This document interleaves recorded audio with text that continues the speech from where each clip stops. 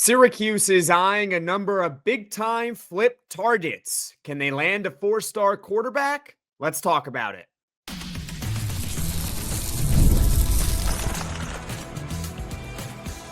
You are Locked On Syracuse, your daily podcast on the Syracuse Orange. Part of the Locked On Podcast Network, your team every day. Hello, everyone, and welcome in a Locked On Syracuse. I'm Jackson Holzer. Thank you for making us your first listen of every single day here on the Locked On Podcast Network. Now, the number one sports podcasting network. It's your team every day. And of course, we are always free and available wherever you get your podcasts. And on today's show, we are joined by Mike McAllister, 24/7 Sports Syracuse Insider. We're going to go over some Syracuse basketball recruiting updates. Four-star power forward Asher Elson is making his decision today. How does Syracuse factor into that race? The Orange are in his top four. Could Syracuse have its first 2026 commit? Perhaps Mike can provide us some insight on that. But first, we're going to go over some Syracuse football flip targets and guys that unfortunately could potentially flip away from Syracuse. All that and more coming up here on today's edition of Locked On Syracuse. And before we get to everything, today's episode is brought to you by FanDuel. Right now, new customers can bet just $5. And if your bet wins, you'll get $300 in bonus bets to use across the app. Download the app today. Mike, thank you so much for taking the time to join me here on Locked On Syracuse. One guy that I think Syracuse is eyeing is Peyton Falzone, a four-star quarterback out of Pennsylvania, currently committed to Auburn, but as we're all pretty well aware, Auburn is searching for a new head coach. And whenever a team is searching for a new head coach, all of a sudden, all those teams that were kind of poking around, they start poking around a little bit more at those recruits. You know, that's why relationships are so important in recruiting. So, Mike, is Peyton Falzone a flip target? And how has his recruitment really progressed since he committed with Auburn? He's certainly someone to keep an eye on. I don't know that he's a flip target as in like I'm expecting Syracuse to be the favorite for him or anything like that. But certainly because of the situation with that coaching staff, someone that we're monitoring as we approach National Signing Day. The other thing to keep in mind with players like him that are in that situation is they don't have to sign early. They can wait until February and see how things play out with the school that they're currently committed to, what coach they hire, what system they're going to implement, if they think they fit into that system and still fit within that program, if the new coaching staff even wants them. So with a guy like Falzone, that's certainly something to watch. But because of how talented he is, when Auburn decided to make that change, I'm sure his phone was blowing up. And it wouldn't surprise me if Syracuse was one of the schools that was reaching out to him. Now, they do have a quarterback committed in Zaid Lott, who's a 3-star from North Carolina, one of the best quarterbacks in that state. But you can never have too many quarterbacks, as we have found out this year, right? So the more quarterbacks you bring into your system, the more likely into your program, the more likely you are to hit on one. And I don't think you want to go into next year just expecting Angeli's going to recover, be ready for week one, be as good as he was against Clemson from week one next year, and just anticipate he's going to be healthy all year long. I think you have to do everything you can to get as many talented quarterbacks in your program as possible. Understood. I'm very curious to hear your thoughts on Syracuse's backup quarterback situation for next year. How do you think they plan to address that? In a perfect world, so let's put our Syracuse glasses on for a moment. Okay. If you're Syracuse, yeah. Okay. So if you're Syracuse, you want to try to get somebody that is good enough to be your starter, that you feel comfortable that you can win with if Angeli isn't either A, ready, or B, gets hurt again. And you would have thought the situation that they had last offseason where they got a guy like Ricky Collins and Steve Angeli, that's not typical. Typically when you get a quarterback out of the portal, it's one guy and doesn't go to a place where there's established starters. And so with Syracuse having an established starter in Steve Angeli, I think that makes it difficult to go get someone out of the transfer portal because those guys are in the portal because they want to play and because they think that another opportunity is going to give them a better chance to do that. Now, there are a couple of caveats here. One is if you get someone from the D2 FCS level that perhaps would be happy transferring up and just being on an FBS or Power 4 roster. You can get someone with starting experience, someone that's, a quality player that would be happy being on Syracuse's roster and filling in at the start of the season if Angeli's not quite ready, or being the primary backup. The other type of guy you can look at is someone similar to Ricky Collins, which is a highly touted recruit that has 3 to 4 years of experience left, that is currently at a Power 4 school, but not in a situation where they're likely to play next year. The problem with a guy like that is you're in a situation just like you were with Ricky Collins, in that you can think he's talented, you can like him and think he fits what you want to do, but without playing experience, you don't exactly know how he's going to respond once he gets out there in live action. So there's a little bit of a roll of the dice in that. But there also is if you bring the guy up from a lower level, because you don't know how they're going to respond to the increased speed, the more talent, and in the opposition. There's a risk no matter what you do. But I think the challenge for Syracuse is trying to convince someone good enough to start for you that it's okay if you come in here and sit, even though part of the reason you were leaving your previous school is because you didn't want to sit. That's the challenge and the give and take that Syracuse has to figure out. But in a world where Ricky Collins does leave, that also frees up NIL money, which you could pay to someone who is younger, multiple years of experience. Perhaps if you talk to them and say, hey, Angeli has a big year next year, he might go pro, you can take over the year after that. I think that's where Syracuse has to start their pitch. Well, I was actually going to mention that type of scenario if you didn't mention it, because that's what Oregon did. And obviously Oregon has a bigger checkbook than Syracuse, but they had Dillon Gabriel and they paid Dante Moore a lot of money. And they told Dante Moore, you are not going to play a lot this year, but you're going to make a lot of money. And we believe in you as the starter for 2025. And lo and behold, it has worked out quite well for Dante Moore. Unfortunately, he's playing too well, so he might get drafted by the New York Jets. So he might want to cool off a little bit over the final stretch of the season and into potentially the college. You know what you're doing to yourself, dude. Come on. I don't believe in the Jets ever. It's not good to be drafted by the Jets. Your career is in the toilet at that point. I mean, best wishes if you get drafted by the Jets. But back to Peyton Falzone, do you think that Syracuse could potentially sell him on being the backup quarterback for next season? They could. The problem with doing that is if they plan on trying to get him and then also getting someone from the portal.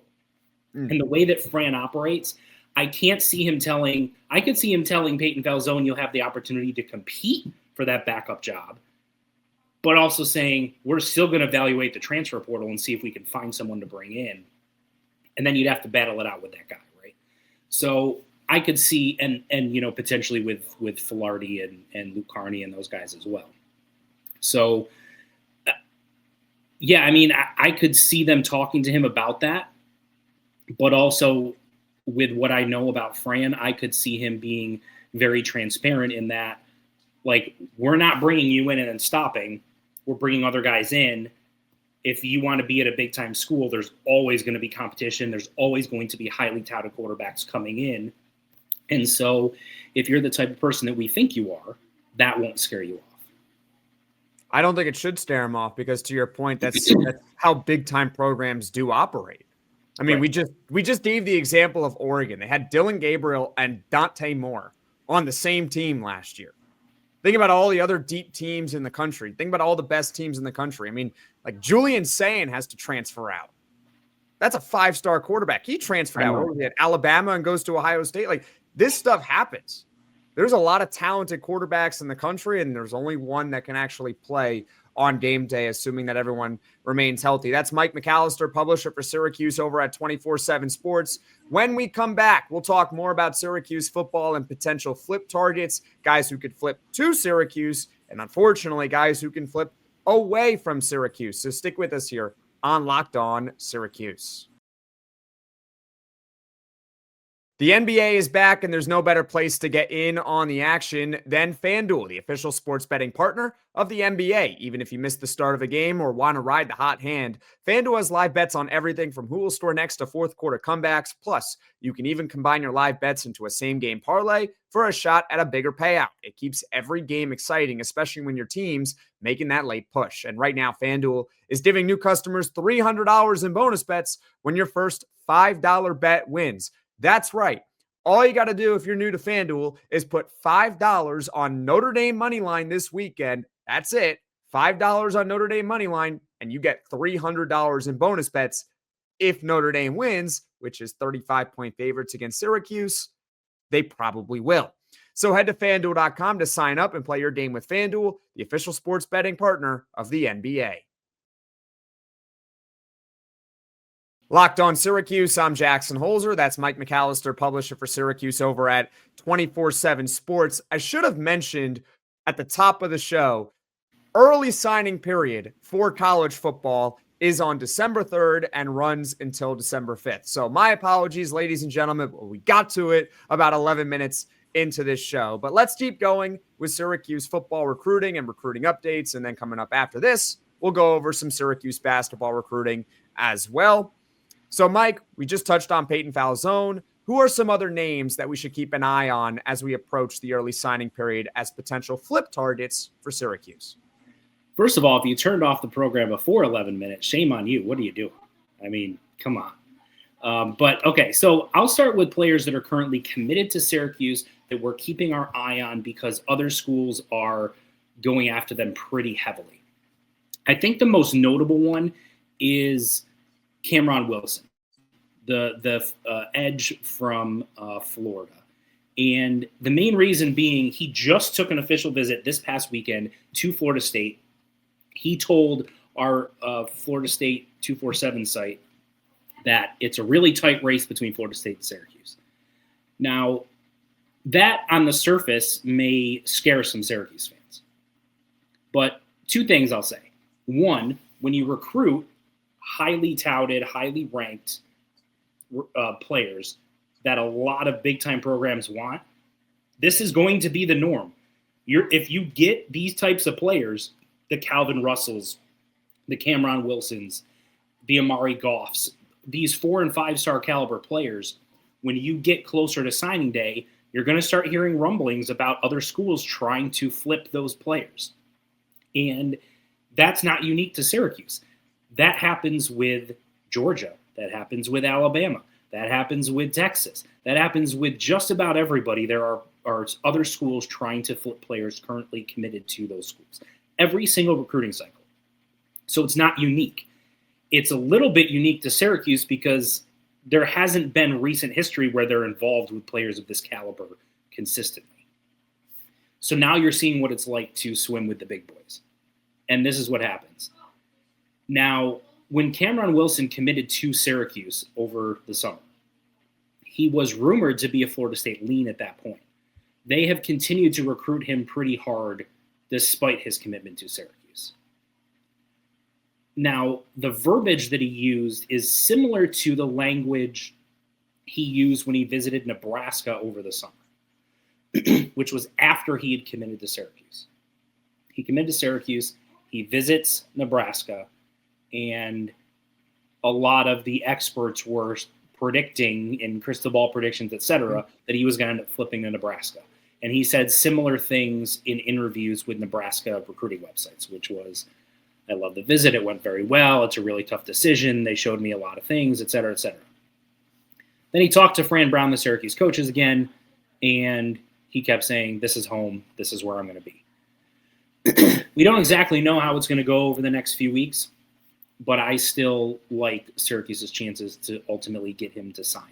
The fact that he didn't flip on the visit, I think, is a good sign. The other thing to keep an eye on is, does Florida State retain Coach Norvell? We don't know that. That is a little bit of a wild card. There have been some rumblings about, the fact that last year obviously was a complete disaster. This year started out great and has not been very good since then. So if they decide that they're going to make a change, I think it would be much more difficult to see him flipping to Florida State in that scenario. But he is from Florida.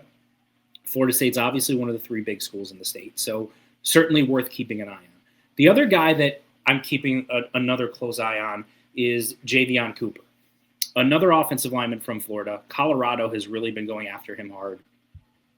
He's visited there multiple times. I think since he's committed to Syracuse, he's actually been to Colorado more times than he's been to Syracuse.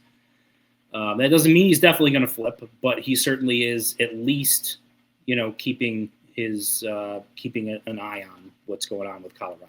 He's also visited Nebraska and, given them a little bit of an ear as well. He's a little bit harder to read for me. I think Kamron Wilson legitimately really likes Fran Brown and the coaching staff and the plan that they have for him. And if I had to make a prediction, I'd predict he sticks with Syracuse.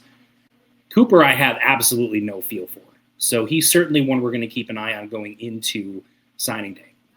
I know other players that have been discussed, Calvin Russell being the 5-star that's committed.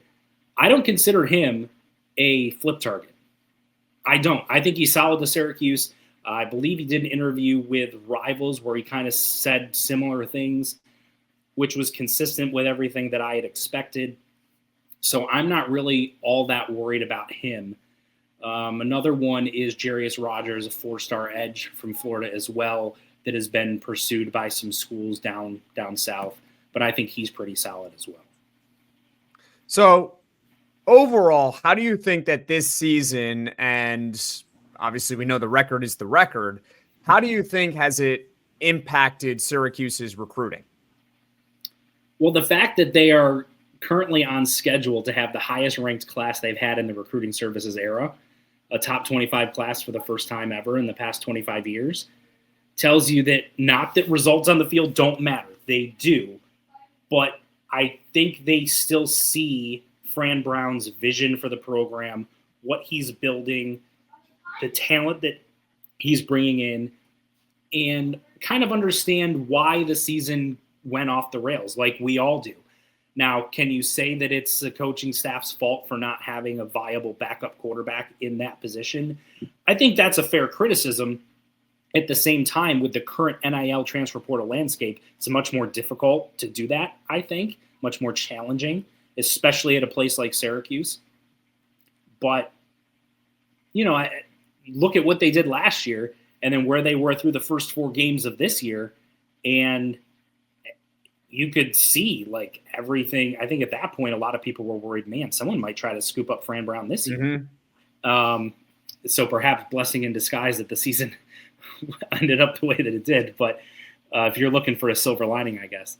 But yeah, I mean, I think ultimately it tells you, again, why Fran Brown and this coaching staff are as good of recruiters as they are.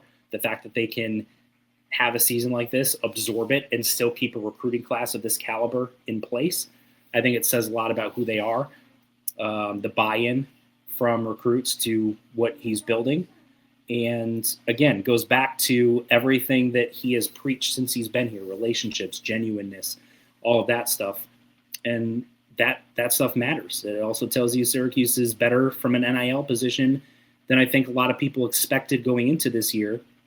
Because if they weren't close from an NIL perspective, I don't think they'd be able to keep a lot of these guys. So I think there's a lot of positive things you can glean from the fact that they've kept these guys. Honestly, I think that Syracuse picked the correct year to be bad. Because you look at all the head coach openings out there, Florida, LSU, Penn State. Penn State's the one that would have concerned me the most, just because Northeast, right, and Philly, New Jersey, that's where they recruit. It would have made too much sense if he had had another really good year. Absolutely. But the fact that Syracuse has the record that they have, and it could and probably will get worse over the final 2 games of the season, it means that those big-time programs are not going to be able to sell their big-time fan bases on a coach that went 4-8 or 3-9 or 5-7. Mike, do you think that Syracuse football is going to pull off a miracle on Saturday, like the miracle on ice, except miracle on the field? I do not, but Greg Robinson won at Notre Dame. Just stranger things have happened. Is my did he have Joe Filardi as his quarterback? No. Does Cam Dantley have any eligibility left? Can we bring him back for a game? I'll take him. Some old magic. I'll take Steve Angeli right now on a Tony Killers. How about that? Can we do that? Put him out there on a scooter. Let's see what happens. Anything's better right now. I'm all open to ideas. I'm open. Anyway, that's anything else you'd like to add with football recruiting before we transition to basketball? Nothing too specific, I don't think. I know there was some commentary about a linebacker that goes to Miami Northwestern, Jordan Campbell, who's committed to Miami, just because he visited Syracuse with Calvin Russell and Tadarius Hughes, and Tadarius Hughes had flipped from Florida State to Syracuse. So I know there was some chatter or rumblings about does Syracuse have a chance with him. I think he's going to stick with Miami. There were some legitimate rumblings that both Syracuse and Missouri had a shot to flip him, but that seems to have quieted down. So I think going into signing day, the expectation is that he's going to stick with Miami. Okay, sounds good. That's Mike McAllister, publisher for Syracuse over at 24/7 Sports. When we come back, we're going to go over Syracuse basketball recruiting. Asher Elson is making his decision today. Could it be Syracuse? We'll find out next on Locked On Syracuse. College football is in the final month of the regular season, and I couldn't be more excited. The tailgates, the rivalries, energy in the stands, there's just nothing like it. But let's be real, actually getting tickets can feel like more of a battle than the game itself. Endless queues, hidden fees, prices jumping at checkout. I'm sure that Fran Brown has more of a battle when it comes to getting tickets for games, maybe it's not a football game, but any other game, than he does with recruiting. That's why I use Game Time, the app that gives the advantage back to fans. It's the easiest way to score last-minute tickets at the best prices with no surprise fees. What you see is what you are going to pay, and honestly, with Game Time, it's faster, cheaper, and less stressful than any other way I've bought tickets. So take the guesswork out of buying college football tickets with Game Time. Download the Game Time app, create an account, and use code LOCKEDONCollege for $20 off your first purchase. Terms apply. Again, that's promo code LOCKEDONCollege, LOCKEDONCOLLEGE for $20 off. Swipe, tap, ticket, go. Download Game Time today. That's Mike McAllister, publisher for Syracuse over at 24/7 Sports. I'm Jackson Holzer. This is Locked On Syracuse, and I got to change my background. So let's do that right now because we're going to go over Syracuse basketball right here. Four-star power forward Asher Elson is making his decision today. In fact, at the time of this recording, he might have already made his decision. Syracuse is in his top 4 list of schools along with Auburn, Maryland, and Xavier. Mike, what are the odds that Syracuse actually lands him? First of all, you made that transition from football to basketball inside the dome quicker than the crew does. So they should hire me. They should. I don't think it's a very good chance. Everything I've heard is that he's not likely to pick Syracuse. I'm not expecting it. I think the biggest rumblings I've heard have leaned towards Xavier as being the spot that's got the best chance going in. But it's recruiting, and you never know. So, anything crazy could potentially happen. But I'm not expecting Syracuse to land him. It's kind of been a weird recruitment in that I never got a great feel as to how serious Syracuse was with their interest in him. They liked him, obviously. I think they would have taken him if he was willing to commit. But I couldn't tell whether they just liked him or whether they loved him. And when you love someone, I think from an NIL perspective, you're more willing to spend a little bit to get that type of a guy. But when you just like someone, perhaps you're like, yeah, we'll take you. But from an NIL perspective, we're going to use those resources in other areas. I don't know if that's what happened here specifically, but it was just a kind of an interesting one trying to get a read on exactly where Syracuse stood with their interest of Asher Elson. But I'm not expecting him to pick the Orange, even though he did take an official visit here. Got it. And, sometimes you hand out a blank check to some recruits, to some transfer portal guys and other guys, maybe in this case, Asher Elson. You say, we like you.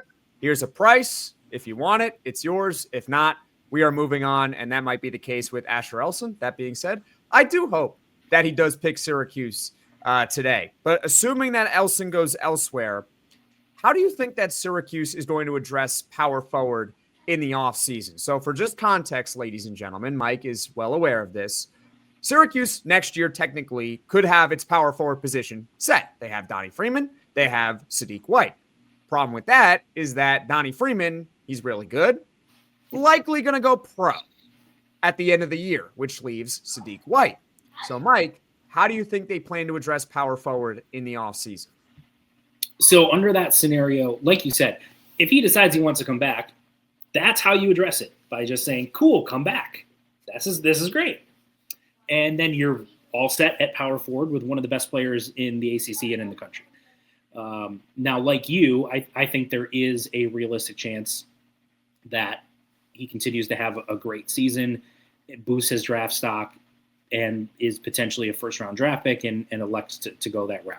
In that scenario, I think you're looking at the transfer portal, but not necessarily as someone like we got to find a starter, someone that can come in and play. I think you can find a depth piece. I think you could find someone like, look at what Tyler Betsy has been for them so far this year, right? He wasn't someone as a transfer that was like, oh, everybody wants him, everyone's got to get him. Syracuse got him, former highly rated recruit, and he's been a good player for them.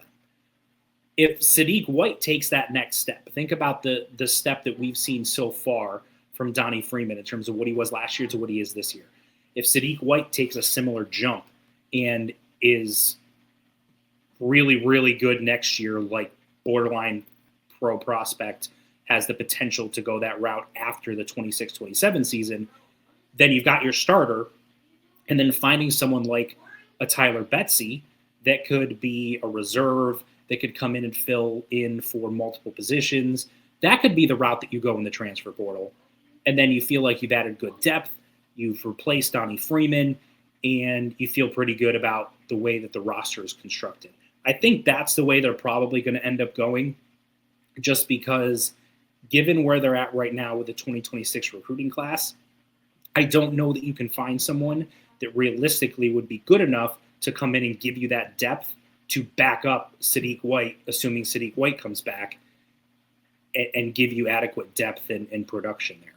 Now, in the scenario where Sadiq White also decides to leave one way or the other, not that I expect that to happen, but just given all scenarios, then you definitely have to look for a quality starter at the power conference level in the transfer portal. That's obviously going to be more difficult because other schools are going to go after him, and it's also going to be more expensive. Fair enough. I want to move on to this player who Syracuse is not going to get, Deron Rippey Jr., a 5-star point guard. I'm not surprised that Syracuse didn't land him. What I am a little bit surprised about is that he cut his list down to 5 schools and Syracuse did not make his top 5. So Syracuse is not even going to get that participation trophy, which I know we all love. We all love to finish in 2nd, 3rd, 4th, or 5th place with these guys. But Mike, how did Syracuse not make his top 5? What exactly happened here? I'm a little surprised as well. Now, there were some reports on social media, some of which were from some random accounts. You got to take them with a grain of salt. That the rumors were this was a money decision. And it was, who's going to pay me the most money? And that's essentially where he's going to go. Now, there were also factors like expectation of being able to play right away, a lot of minutes. So I'm wondering a couple of things. One, was Syracuse not offering the same amount of money that the other schools were offering? I don't know that. But let's assume that money wasn't a factor in why Syracuse didn't make his top 5. Nathan George, I believe, has another year of eligibility. Mm-hmm. So if the expectation is that he's going to be coming back, and the conversations with the Syracuse coaching staff were, hey, yeah, we want you. Obviously, you are an elite talent. We would love for you to come in. You will have plenty of minutes in year 1, but the starting point guard position is Nate George's as long as he's here. Then, it's going to be extremely difficult for you to take that position away from him as a true freshman. Maybe he just was like, you know what? I want to go to a place where I can start and be the guy right away. And so Syracuse became less attractive of an option because of those conversations with the potential that Nate George is going to come back. The other thing to keep in mind is, we said this throughout the recruitment of him, Jordan Smith, etc., with Syracuse in the 2026 recruiting class, Other teams are negative recruiting against Syracuse with the stability of the head coaching position. Mm-hmm. Because we know the comments that John Wildak made in the offseason, that the expectation is that Syracuse is playing, I believe it's meaningful games in March was the exact quote from that was the quote, which you can interpret in a variety of different ways. Right. Because technically last year, Syracuse played meaningful games in March. They were in the ACC tournament. I'm just saying. Right. So, depending on how exactly you interpret that, but there's no question that if you had another year like last year, obviously that would have been not what the expectation as set forth by John Wildak. Now, what we've seen so far, they certainly look heads and shoulders above what they were last year so far.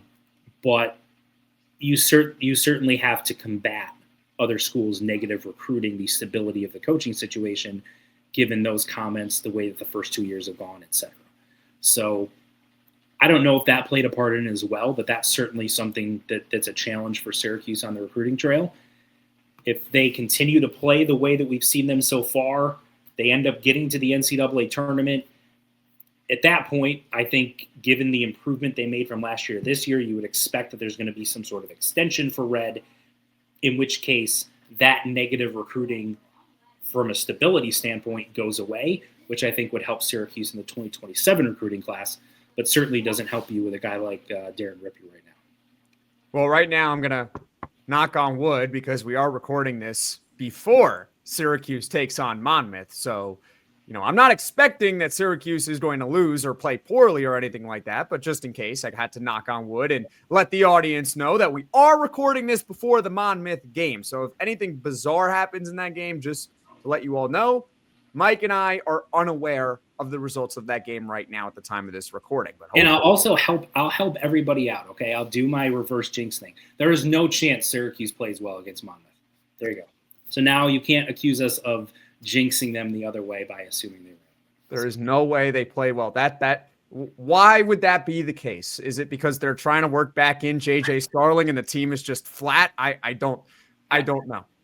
I can't see a scenario where they don't come out. Honestly, the only way they don't come out and play well and make this similar to what we've seen in the first 3 games, it would be an energy, effort, enthusiasm type of an issue, not a talent, etc. Now, could there be some rust with working JJ back in? Certainly, you could expect, that there's a little bit of that, given how well that they seem to be cohesive and playing together, et cetera. So, yeah, when you introduce a new piece, regardless of how good they are, there's certainly some growing pains a little bit there. But ultimately, if Syracuse plays with the same level of effort as they have on the defensive end in the first 3 games, it should be another comfortable. I agree with you on that. Mike, is there anything else you'd like to add regarding basketball recruiting? The only thing I'll say is I understand the, frustration from the Syracuse fans that there aren't any 2026 commitments and that the early signing period comes and goes without anyone picking Syracuse. And 5, 8, 10 years ago, that would have been a huge headline, huge deal. With the transfer portal, it almost feels like, all right, we'll see, So there's that. There's, there's other, like, what if you decide to look at the JUCO route? What if you decide to go get an international player? Chefing Diawara, no one thought he was going to all of a sudden be on the roster, and then he gets signed late. So, even if they use a bulk of the retooling for next year's roster in the transfer portal, you still could find some late additions potentially with international players and players that are a bit under the radar, just as they did this past offseason. I'm definitely with you on that. I'm not panicking about the lack of recruiting or the lack of. I don't think anyone should say. I just think that one way or another, it's going to play itself out. Either Syracuse is going to be really good this year, like we hope they are, and they bring back a lot of their players and they fill out the rest of the roster with guys in the transfer portal, which we know it could be hit or miss, but spoiler alert, that's also high school recruiting could be hit or miss. Absolutely. Or Syracuse is not going to be good. They're going to let go of everyone. And guess what happens when you let go of everyone? You're letting go of the players too. So all those recruits that you got in 2026, congratulations, they're no longer with you. But wait, it gets even better because you can bring in a new coach who can bring in his own 2026 recruits. So one way or another, it's all going to play itself out. Obviously, I think we would all agree we would prefer to have Deron Rippey Jr. in the class. We would prefer to have Jordan Smith, who we didn't even talk about on today's show, but let's be honest, he's most likely going to Duke anyway. We would prefer to have Asher Elson on the team for next year as well. But one way or another, it's going to work out for Syracuse basketball based on the results of this season. Mike, where can people find you on social media? You can find me on Twitter, or I guess if you're calling it X, at McAllister Mike 1. You can find me on Blue Sky. I'm at Mike.McAllister, I believe, but you can search for me. You'll find me on there. And I think on my Twitter bio, you can find my Blue Sky there as well. And then I'm on Instagram at Mike McAllister 1. And then our website has a Twitter account at Syracuse on 247, and it has the same handle on Instagram as well. Awesome. Thank you so much, Mike. Before I let you go, do you want to make a final score prediction? Again, not knowing the results right now of the Syracuse Monmouth game. I will go 86-48 Syracuse. I will go close. I think they're going to break 90. We'll go 91 with the return of J.J. Starling, 91-58. Okay. That's my prediction. I almost went above 90, but I didn't want to predict a 40-point win. And I didn't want to put Monmouth over 50 points. Just they turn the ball over a lot. Syracuse forces a lot of turnovers.